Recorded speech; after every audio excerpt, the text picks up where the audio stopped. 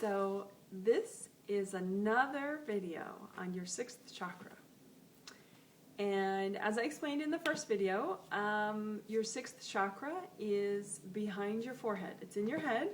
So go ahead, take your fingers and just touch your forehead. And so now you know that where your fingers are touching is right in front of your sixth chakra. So your sixth chakra is in your head, behind your forehead.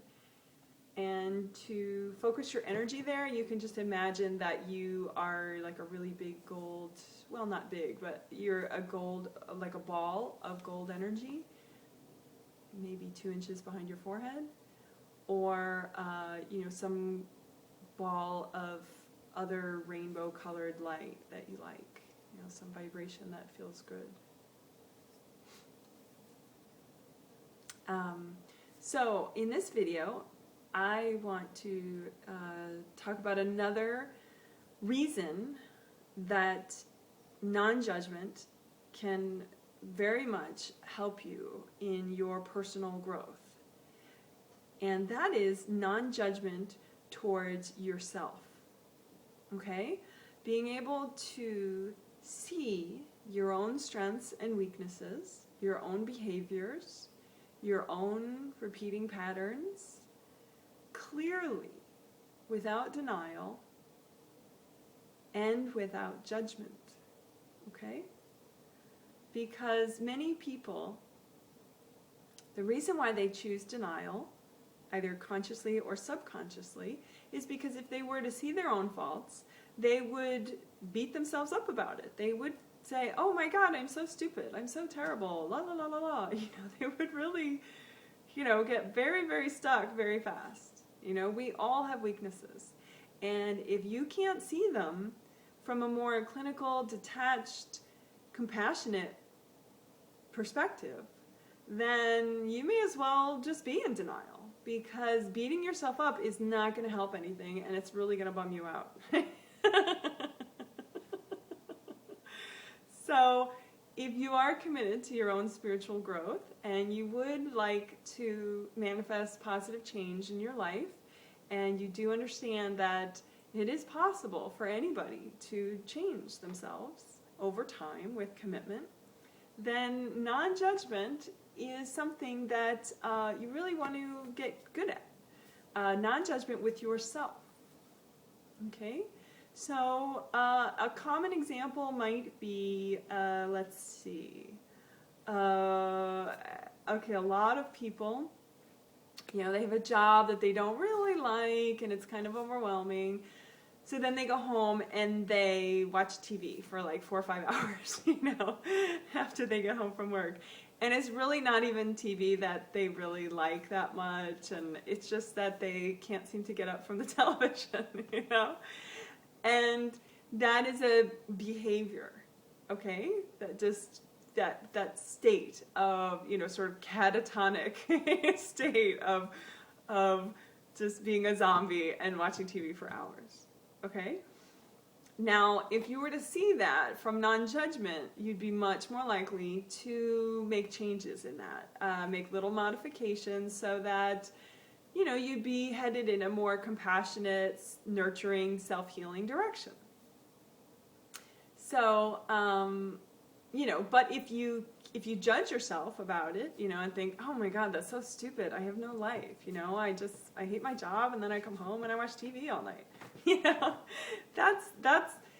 there's no motivation to really remember that the next day, because it's a total downer. It's such an awful feeling to feel like a failure, you're stuck in pain.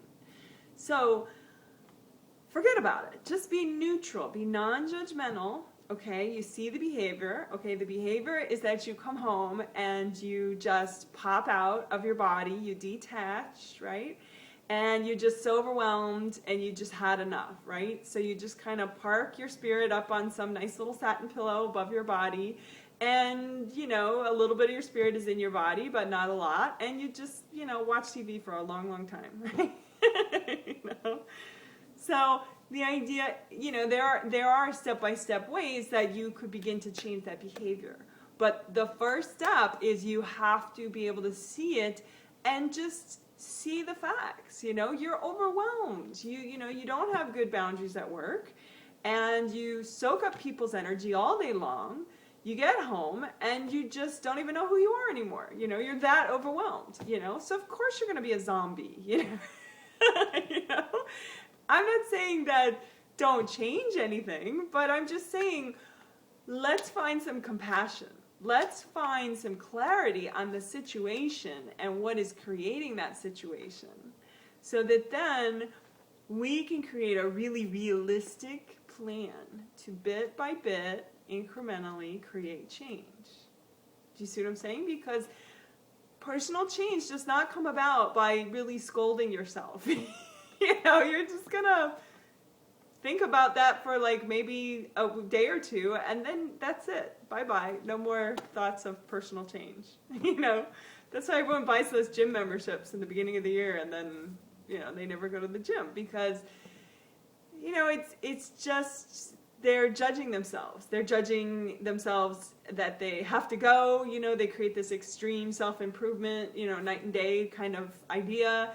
And then, they skip a day or two, and then they feel like a total failure, and they don't want to feel like a failure, so they just forget about the whole thing. You see what I'm saying? You have to develop more of a calm, less emotionally stuck kind of way, so that nobody's a failure.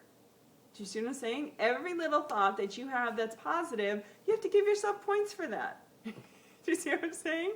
Every little time that you could think about something that you're grateful for every time, every between your shows, in the middle of, being your TV watching self at night. You could at least, a first step would be, okay, well, I'm going to think about one thing I'm grateful for every, hour of TV that I watch. Really, that's a start. And that's something that it's productive. Beating yourself up, judging yourself is so unproductive. It can actually make you step backwards rather than forward. Okay? So that is a very small example of non-judgment, and how non-judgment can help you to really have realistic, sustainable personal growth.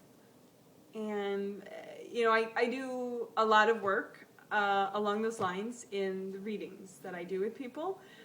So if you do want any customized help with that kind of thing, I can do that.